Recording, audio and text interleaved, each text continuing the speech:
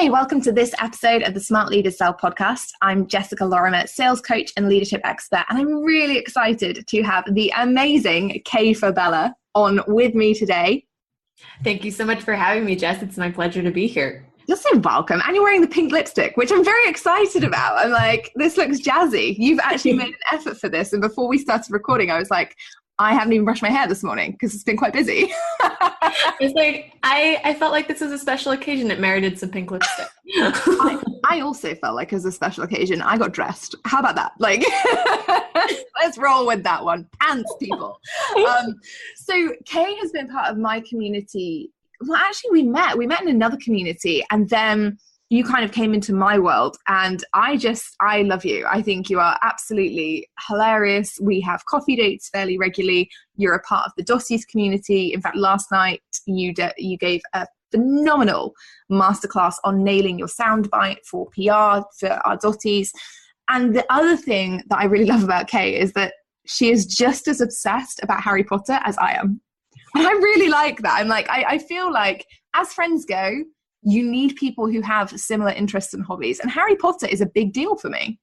Harry Potter is life-changing. And I mean, I'm actually, you guys may not be able to see this, but I have my mug with me with the Marauders map, which I knew that you would appreciate for the recording today. I was like, I'm bringing this out in honor. The pink lipstick and the Marauders map mug. I mean, we've just got everything today. I feel bad now that I've brought like unbrushed hair and Haribo to this call. You brought your lovely self, and that's all that counts. Sustainable breakfast, sustainable sugary breakfasts. So tell us what you really do, because I know you really as the person who is about storytelling. Like for me, that's how I got to know you in this online world. You were very much about sell from your story. And that's something I really, really liked. But what does the formal bio look like on that? Yeah, definitely. So yeah, obviously story is my jam, but my official title as Kay Fabella, the Story Finder, means that I help pivoting entrepreneurs who are looking to up-level their business, upgrade their message. So I think that the reason why I came upon that niche specifically was because I found that a lot of business owners were evolving as people, whether, outgrowing their audience or, developing new talents and skills or having a whole new passion that had nothing to do with their business. But they were scared to move into that new direction because they didn't want to confuse their audience in the process, and they didn't want to lose momentum in a business that was already working for them. And it really, before, a lot of the rebranding talk out there online is very focused on the sort of the visuals, the shiny parts of here's how you look, right? But I think nobody actually really sits down and figures out, well, now that I have this really amazing opportunity of a blank slate in front of me, what's my new message? What am I going to put out there? And so that's what I help entrepreneurs to do, to find that message first and then establish that as they move forward, rebranding their business.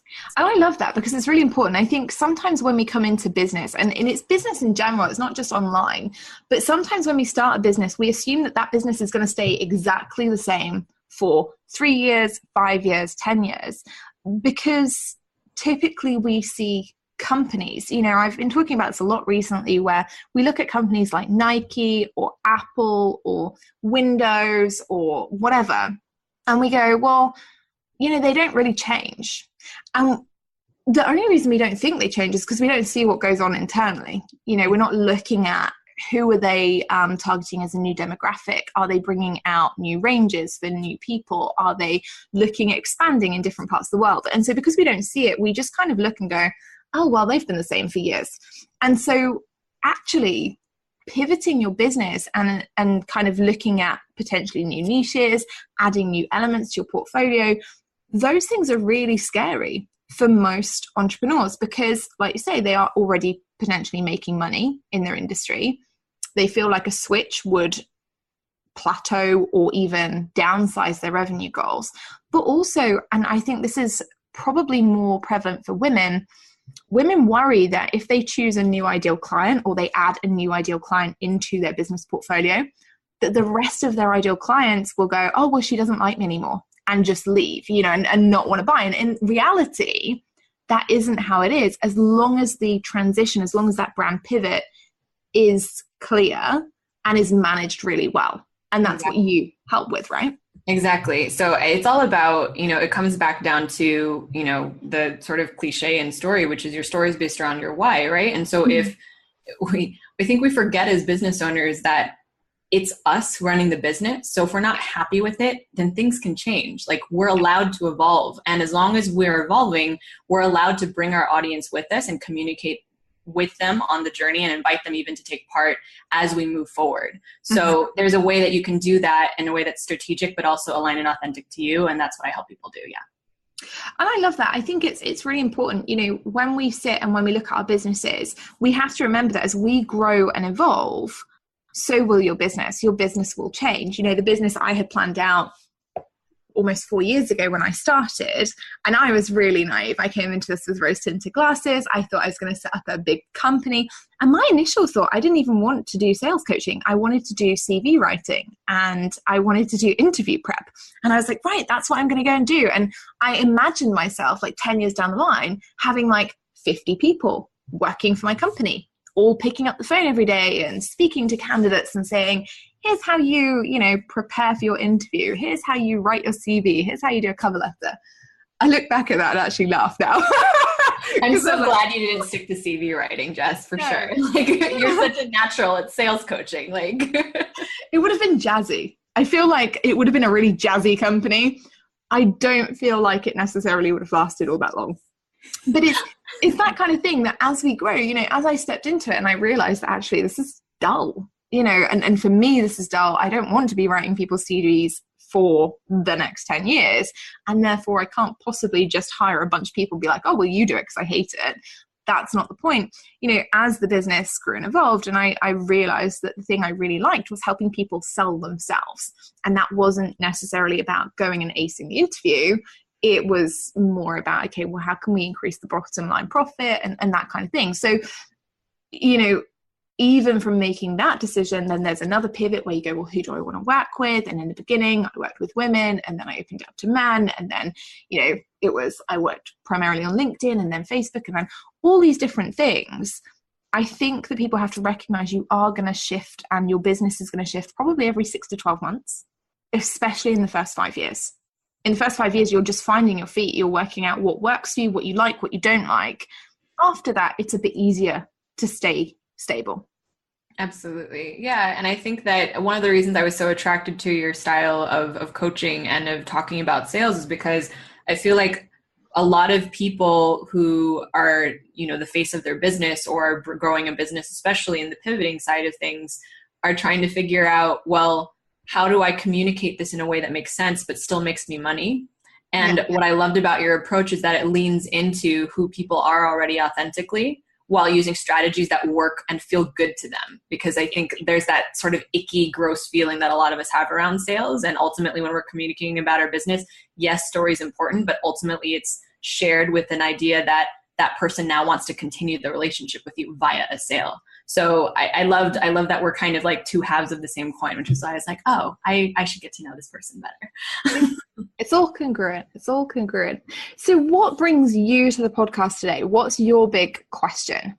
So I'm obviously not Spanish, but I'm based in Spain, and I run a second business called Brand in a Bottle, which is a bilingual branding and web design agency with 2 Spanish partners. And so one of the reasons we chose an English speaking name was because we knew that we weren't just going to be limiting ourselves to Spain, but we wanted to, we knew that we were going to be dealing with clients in both English and Spanish, basically. But what I'm finding is that it's a very different sales process based on your culture. So, to give you an example, I find that when I'm doing things like discovery calls or getting to know you calls or clarity calls with an English speaker versus a Spanish speaker, an English speaker, more or less in 20 to 30 minutes, I am able to either convert them into a sale or send them to somebody who I know would be a better fit. And that same process for a Spanish speaker lasts anywhere from 45 to 60 minutes. So what I guess my question is there a way to adapt your message and your story and sales process to different cultures in a way that still makes sense and doesn't feel disjointed? Yeah. So this is a really good question. Actually, I was talking about it to one of my friends yesterday. We were talking about Way back when I was working in recruitment and we were hiring different candidates, we would get a lot of candidates who would be international because IT is such a diverse field, and there are countries way better than the UK at, honestly, teaching computer skills. So we would have different kinds of programmers and software developers, and they had these specialist skill sets, and they were coming from India, they were coming from China, from Japan, they were coming from the US, they were coming from all over Europe. And obviously people in the UK were like, what are you doing? Like, why are you not teaching us this cool stuff here? We're just stuck here learning about C# or whatever. And I think that it does change. You know, I've worked in multiple countries and developed multiple sales divisions around the world. And the one thing that I think changes is the boundary that you set. The sales process stays the same, but the boundaries that you have to have will change depending on the culture you're dealing with. So for example, when I was working in recruitment in Japan, people tend to have jobs for life. It's not unusual still in Japanese culture for people to take on the same job that their father had or their grandfather and continue in that position for 30 to 40 years. And so actually, when you go out there, if you're a recruitment firm, that's something that can be very challenging because the mindset of the candidate that you're dealing with is, I'm in this job and I've accepted this job and I'm kind of married to it. You know, I'm going to spend the next 30, 40 years with this job.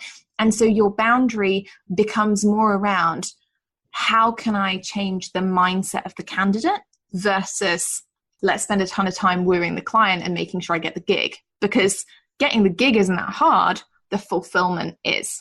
Does that make sense? That does make sense. Yeah. And you're right. I think it really, you know, different cultures have different emphases on, or emphases. Is that a word?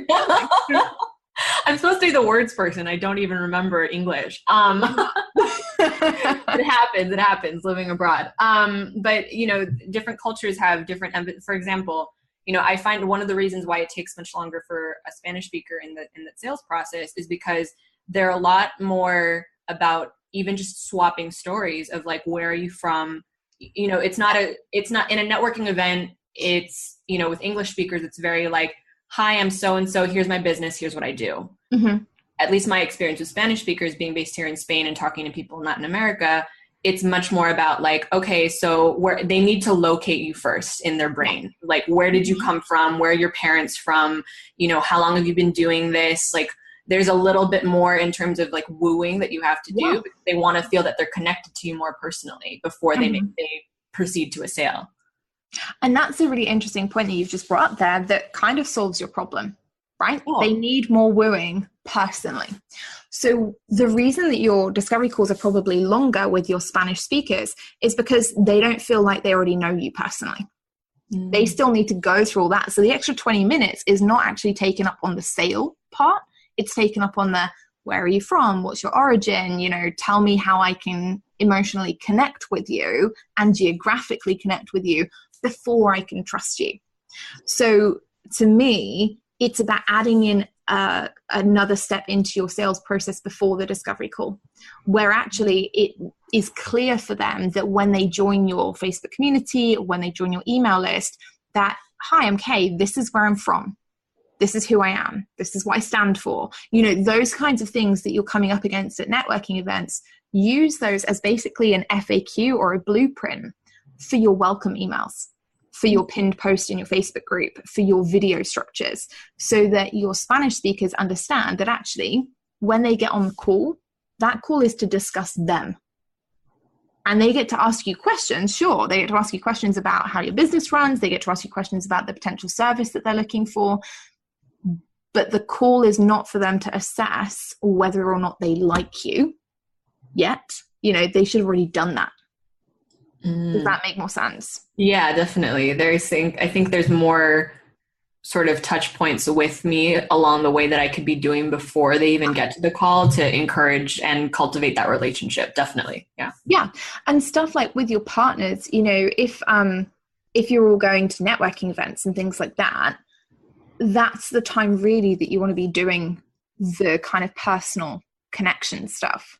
You know, this is where I'm from. This is what we do. This is who we are. This is why we've built the business that we have. The discovery call is only there for sales. And so you can also take that in, you can set the boundary clearer for your Spanish speakers on those sales calls by saying, this is the agenda. This is how long your call is going to be today. So it'll be a maximum of 45 minutes. And what we're going to do first is we're going to talk about you and your goals for where your business is. Then we're going to talk about what you feel is stopping you hitting them. And then if it feels right, I'm going to share with you how we can move forward and work together in the future. And then you can ask any questions that you have of me. And that way it just sets it out and cements in their mind that, oh, actually, it's not like a, hey, I'm from Spain. Where are you from? I'm Madrid. You're, Seville, wherever. And that's me trying to rack my brains for places. Let's find a Spanish city. Which one do I know? Do you know what? Worryingly, I'm actually going to my cousin's wedding. My cousin is Spanish, and I'm going to her wedding on September the 28th in Seville. So I'm so glad that one popped into my head, because otherwise I'd have been like, That's a good day to get married, actually, because that's when we got married 2 years ago, September 28th. Mm-hmm. There you go. See, I will tell her. She'll be very, very excited. I'm excited because I get to wear a flamenco dress. So I'm like, woohoo. You're going to love it. I can't wait. I'm just going to bounce around in it all day. Like, look at me. The bride will be irrelevant by this point. I love it. So that's the other question I wanted to have, actually, in terms of the brand touch points that I would then have for a Spanish speaker, right? So Right now my website itself is bilingual, but I only have a Facebook group in English because right now, given that I came out of my own business pivot, my mailing list is easily 70% English speakers and 30%, it's more 60-40. So 60 English speakers, 40% Spanish speakers. So I don't necessarily have an additional community for them. Would that be something that you would recommend for me to cultivate? I think it would just suck time. I think it would be a time suck. It would be like, I have to create another community and I'm just replacing stuff in there.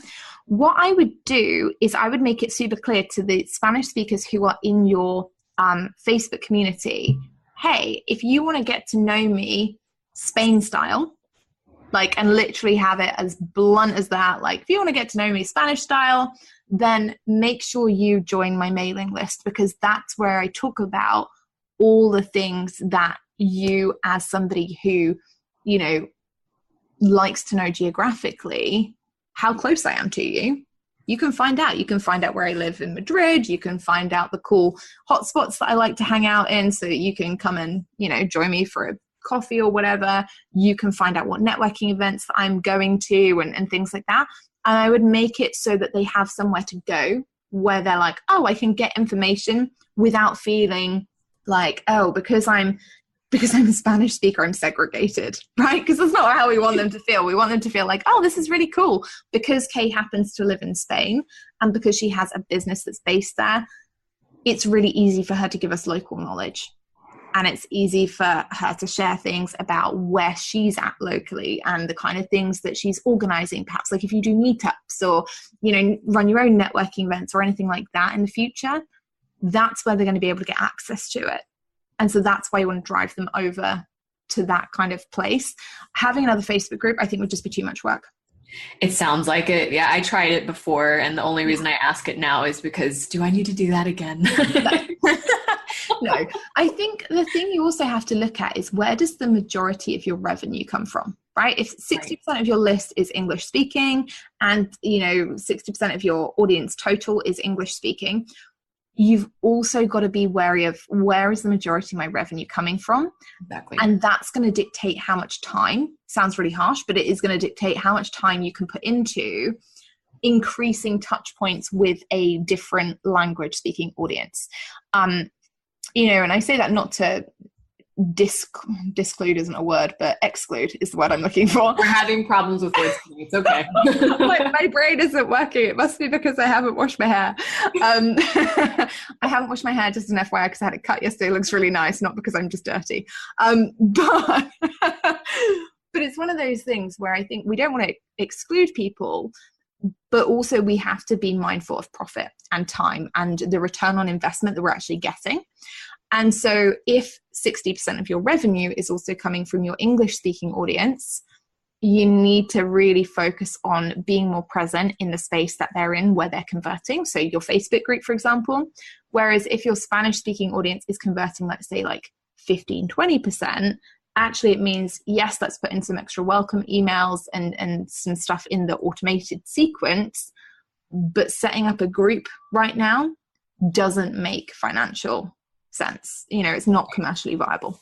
Absolutely. So that actually leads me into a second question about, I think the other thing I find about Spanish speaking culture, and again, I don't want to generalize because of course I've had really well-paying Spanish clients and really, low-paying English-speaking clients and vice versa. But I think in general, especially a place like Spain where the salaries, the average salary here is 1,000 euros a month if you're lucky to get there. And at least where I'm based in Madrid, there's just been this enormous price hike. So there's a lot, a rent hike, that's what I wanted to say. So you sense that there's a lot more not penny pinching, but a lot more of a lack mindset with good reason because of where they are. So my question is like, when you're dealing, I think the other reason my conversations on these discovery calls take a little bit longer is because even when I know that they're going to buy from me, you can still hear them convincing themselves. Like, oh, this is more than I expected to pay, but yeah, I think I'll do this, but because it's worth it, but it's a lot more than I expected to pay. So my question is like, how do you honor the fact that their situation could be very different from somebody even across the pond where you are in terms of what they have available to them financially, while at the same time letting them know, like, this is also important for you to understand that this is my livelihood and I'm actually giving you a service that's going to make things better for you moving forward. I think, and again, this is the bit where I would say to people, you have to put your business head on versus your heart head. I think the biggest lesson I learned in recruitment was that sometimes people don't win, and sometimes the right people don't win. And that really used to upset me. I had, some phenomenal people that I'd be working with, great candidates who they just missed out on jobs because stupid reasons. Maybe they didn't have a degree. Maybe it was that, the bit of paper they needed, they just didn't have. Maybe it was that, there was one bullet point different on their CV from somebody else's and it pipped them to the post. And unfortunately, we feel that as entrepreneurs. Like, I want to help everyone, and I really do. I want to see everyone succeed. Unfortunately, I can't want it more than they do. And unfortunately, I can't run my entire business based on one local economy. So, I work with people globally, and there are some people I've worked with who have come from, incredibly poverty-stricken countries who've made it work for them. And that's cool. Equally, there are people from, relatively wealthy countries that have just been like, do you know what? It's not in my budget. And that's cool too. It's not my job to judge somebody else's finances. What I would be saying, to these people in your touch points is giving them the reason to make that decision and explaining, what that could potentially look like for them in terms of transformation, in terms of what could happen if they decide to go ahead. Not necessarily, some people you'll find will take free stuff and they'll roll with it and they'll do really, really well. And other people need the accountability and support.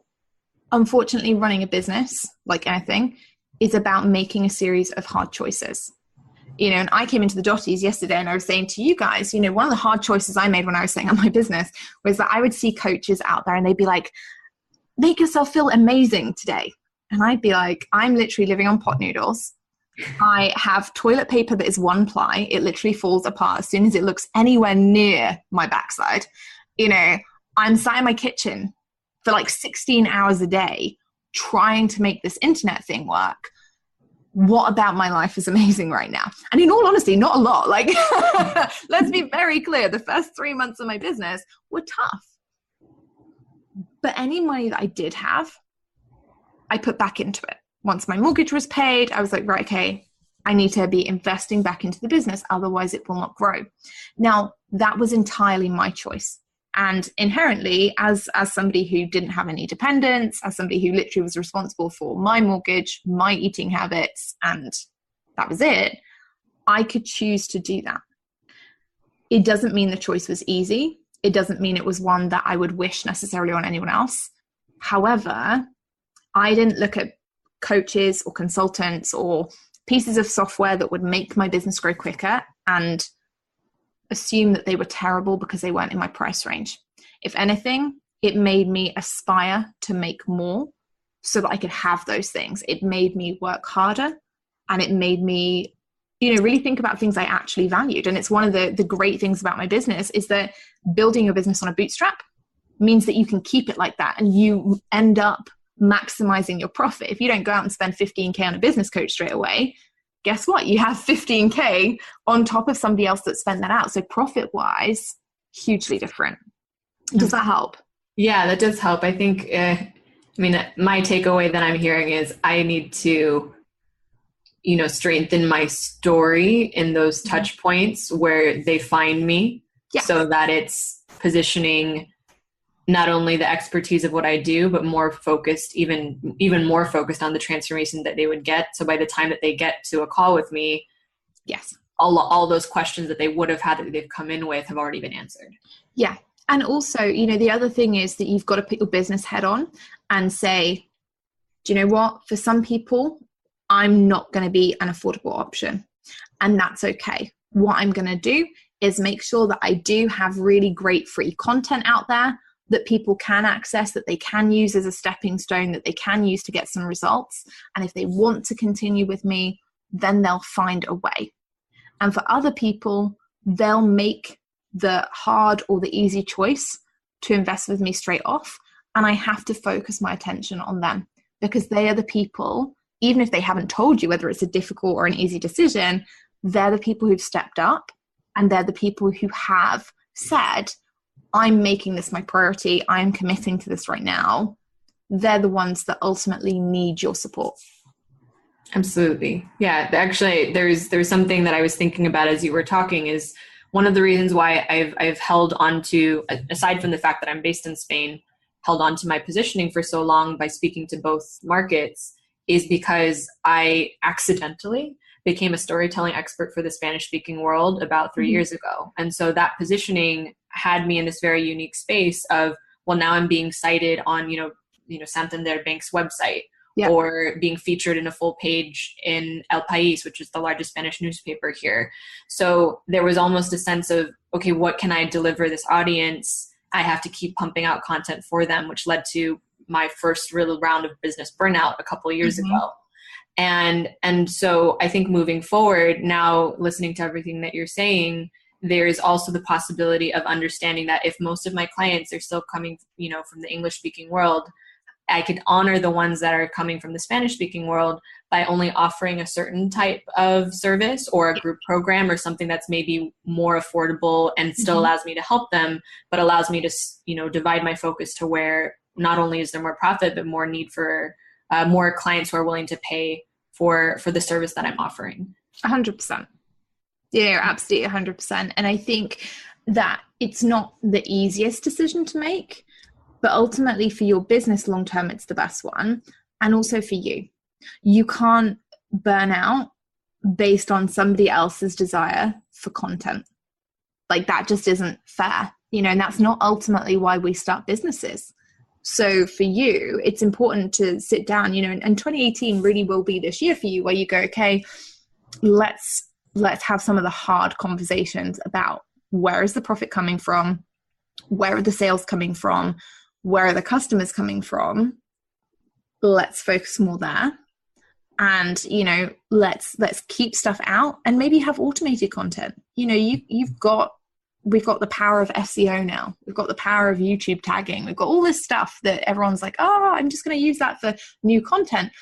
But you can go and automate a ton of your content and just have it as, if you are a committed Spanish speaker who wants to find out about storytelling, who wants to know how to use the power of story when you're pivoting your brand and all this kind of stuff, it's all there for you. It's right there. You can sign up, you can access it right away. It's free, and then if you want to join in with a group program or you want to join in with a self-study or something like that, you can. Or if you decide you want to work with me one-on-one, the option is still there. I'm so glad this is a recording I can refer back to later, because there's so much in this conversation that I'm just like, the only reason I'm not taking notes is because it'll get picked up on the microphone. This is so useful. Yeah, definitely. But it is that kind of thing. I think you're absolutely on the right track. I would definitely, focus your attentions on the people who need it and want it. And for everybody else, give them content, sure. Like, let it automate itself, take the pressure off of you. And then, reassess in 6 months. Okay, actually, it might be that your Spanish speaking brand becomes a passive income portfolio. It might be that kind of thing is just something you run passively, and that you wake up every day and you're like, oh, cool, someone bought this course and someone bought that course, and that's awesome. And that you're not as hands-on because there's not as much demand for it. Absolutely. Yeah. I like that idea. That feels good. Waking up and thinking, oh, hey. There you go. SEO. Woo, woo, woo. Get some of that working. You'll be knocking the socks off. So does that all help, or is there anything else that you need? I think, so just to summarize for myself, because I like to hear it in my head. That made no sense. I think to summarize it for myself, one is working on how do I tell my story better, so that by the time they come through, if there is a Spanish speaking client who does come through, who sees the value of that service and wants to come through, here's all these things that I've done as pre-work beforehand, coming back to that idea of boundary setting, that saves me time so that those calls don't go as long as they are. And then in terms of actually deciding where to divide my time is kind of putting my business hat on and saying to myself, well, most of my income is coming from my international audience, my English speaking audience. So I can still serve the Spanish speaking audience and still feel good about me putting out content that's valuable for them, but kind of taking a step back from it and letting it run on its own by just recycling and repurposing stuff that I have. 100%. Okay. Yeah, that's good. So now I have I like action steps moving forward. You know this about me. Me too. I'm like, once I've got like a bullet point list of what to do, I'm like, okay, cool. Just do that, do that, do that. I say that, but Beth, my VA, will totally be listening. She'll be like, Jess, that's not true. I had to chase you like 9 times to set up your Amazon account. And that's why you have someone like Beth to help you. Thank God for Beth. Otherwise, without her and Scott, this podcast would not happen every week. So if people want to know how they can pivot their brand, how they can really get their story out into the world and do it in a way that is congruent and cohesive and leads to clients, where can they find you? So one of the things that comes up naturally as somebody in story is that anyone who has an online business, the first thing they think about is, I don't know what to write on my about page. I know it's a very highly trafficked page on my site, but every time I sit down to write it, I have no idea what to write. Or writer's block, or you go either, my clients and students know I say this a lot, you go open kimono and you just, expose it all. Or it's like pulling teeth and you're looking at your LinkedIn CV, basically just recycling bullet points. There is a way to find a happy medium. And before you actually sit down to write it, I have a free about page audit that guides you to think about, well, what are the things that I need to have in place, a call to action, audience, et cetera, that you can download at my site at kfabella.com/start-here. Amazing. I would highly recommend it if you are somebody who is struggling with your about page, or you really need to go and look at story, or even nailing your soundbite, because you did a phenomenal masterclass on that for our Dottie community. I was like, yes, this is what it means to have great people in the community. So if you are looking for information on any of those things, please make sure you go and check out Kay's website. The link will be in the show notes for you, so that will all be there. It'll be nice and easy for you to click. And obviously, if you have enjoyed today's episode, please make sure you hit the subscribe button, make sure you don't miss another episode, and leave us a review if you thought that our conversation was interesting or touched a nerve for you. We always like to know how we are getting on, and I will see you in the next episode.